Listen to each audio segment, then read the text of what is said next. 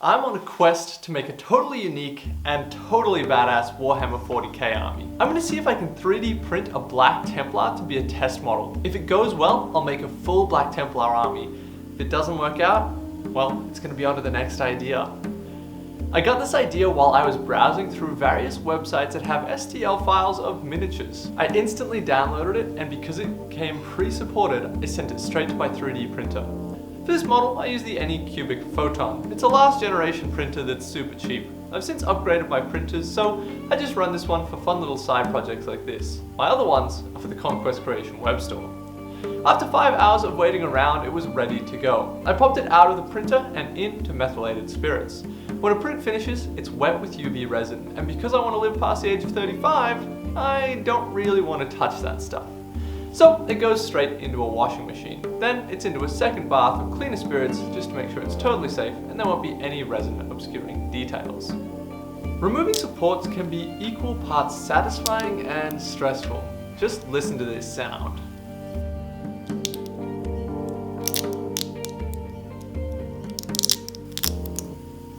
While you do this, you just really don't want to break anything as you remove these supports.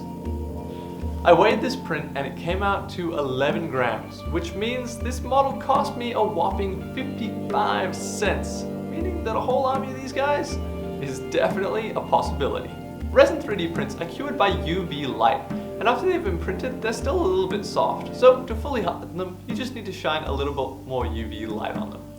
The Templar Sword came out a bit gimpy. It definitely needed more supports. Failures like this are just a part of 3D printing. Good thing is, I had an extra hand from a previous time that I printed this sword, so that replaces the dead piece. I assembled the Templar with a bit of super glue, and he's looking pretty hot. I was conflicted about what color to prime him. I was tempted to go with white, because his tabard is such a large part of the model that I'm going to be doing an off-white color. And there's going to be white on his shoulder pads as well.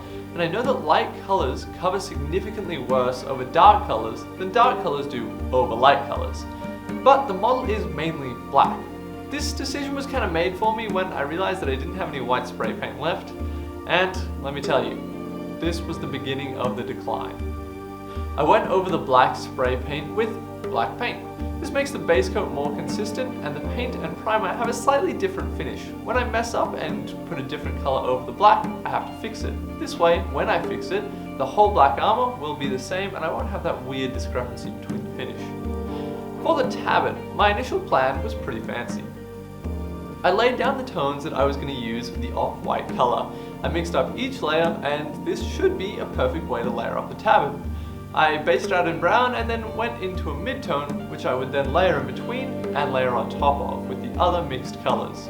However, the cream color just didn't want to cover the brown, and I quickly realized that this method would be significantly more time consuming than my regular method, and probably wasn't going to look as good. So I settled back and committed to the good old base coat, wash, and then layers of highlighting.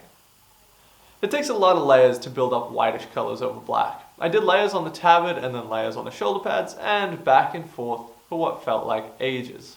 When layering white on dark surfaces, make sure to keep your layers as thin as possible while still getting coverage. A better approach for this would have been to start with the grey and then gradually go up to a lighter grey and ending up at white. As I was going back and forth, I realized that priming in black was just a terrible idea. I should have gone with a grey prime. It would have been easy to build up to white and down to black on the armor. I'm an army painter rather than a display painter, so when a model takes 10 layers to build up colors, it's massive alarm bells. There's no chance I'm going to be able to do that for a whole army. I didn't enjoy doing it for this one model. I'm definitely not going to enjoy doing it for 30 to 40 models. So far, this paint job is just not going well. With the light colors finally blocked in, I add in areas around them. I was messy when I was doing the light colors to save time, and it's really easy to cover because the dark colors cover the light colors really well. The model has lots of red details, and I added them in. This is the secondary color in Black Templars. I went for a red checker on his little shoulder pad shield. I didn't look at the lore of what these shields represent, so hopefully this isn't too egregious, but if it is, hey, it looks cool.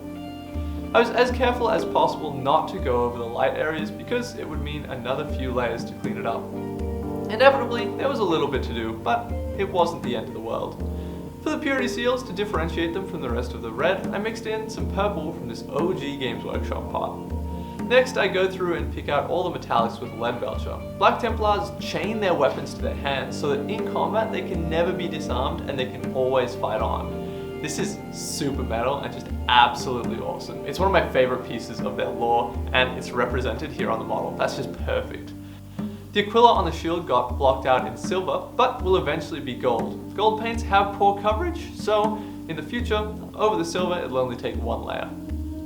The model needed one more contrasting color, and the power sword was still black. So I knew exactly what to go for. Everyone's favorite color, and probably the most famous color that Games Workshop has ever made. Goblin motherfucking green. As soon as you add this color to a model, they instantly become more badass. I also did his eye lenses in this color, but botched it pretty badly, so I had to go in and clean it up afterwards with some black. After finishing off the Aquila, the final step in our base coats was to clean up all the black. This was super satisfying. Although it seems like the game color black has a weird glossiness to it. I don't know if other people have noticed this or if it's just my part. With the base coats done, I decided to paint the black armor first. I added some blue into a grey and did a very light dry brush selectively over the model, focusing on the edges and where the lightest parts would be. Then I went in with a fine brush and edge highlighted. Not gonna lie, this black armor was supposed to look a lot better than this. It was a test piece for an army and I'd already poured so much time into it that I was starting to lose faith in ever making a Black Templar army. I really like their lore, but if this is how the models are going to turn out, I just don't know if it's going to be worth it. I moved on to the tabard, which got a brown wash, and I lined the white shoulder pads with this brown wash as well. Then laid up with cream on the tabard and purity seals, eventually getting to a white highlight. I did some chicken scratching on the seals with a very fine tipped brush to emulate writing, and with bright silver went over all of the metals. I took bright red and got the raised areas of the detailing and washed the sword with a dark green wash, and with that, I conceded defeat on this model. I let it get to me.